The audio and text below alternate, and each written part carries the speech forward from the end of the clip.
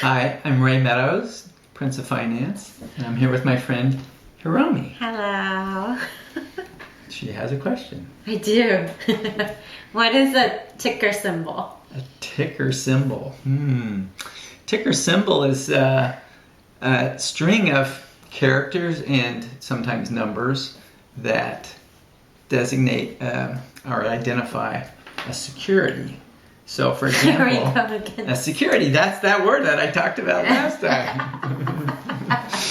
So, a stock is a security, and there's a ticker symbol for a stock is also called a stock ticker or stock symbol. Okay, so for example, if you wanted to buy Apple stock, you need to know what its ticker symbol is, and its ticker symbol is AAPL. So, if you put AAPL into a Google search box, you're going to get the Apple stock price and a chart probably of its stock and some statistics about how it traded that day. So all of that just because you know the stock ticker. Oh. And if you ask someone for a tip, what stock should I buy? They're going to give you a ticker. And then if you don't know what that means, you won't be able to find the stock. Now, the other thing to know, though, is just because, there is a company, say Google, doesn't mean it only has one ticker. Sometimes they have more than one class of security. So you need to know exactly which one you want.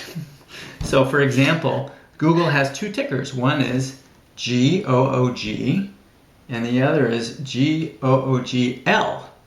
One is Class A, and one is Class C. They're different stocks. So it's kind of important to know what you're trying to buy. What? You said C and what? C and A. And there's also a Class B, but it doesn't trade. It's only owned by insiders. So A and C. Yeah. So tickers help you identify how to buy a particular stock. And you should never confuse a ticker with the actual name of the company. So for example, if you wanted to put in the ticker FORD, you might think that's Ford Motor Company. It's not Ford Motor Company. It's a different company. What is it? I think it's Forward something. I don't know what. I think the ticker for Ford is probably F. But so you said with Google there's A and C. Stock Class A and stock Class C. So how do you know which one you have to? How do you know? How do you know what? Which one to get, A or C? Well, you got to look up that class of stock and see what that gives you. So, maybe Class A has more votes than Class C, and you have to decide, do I care about the votes or not? Or maybe the classes have different dividend policies.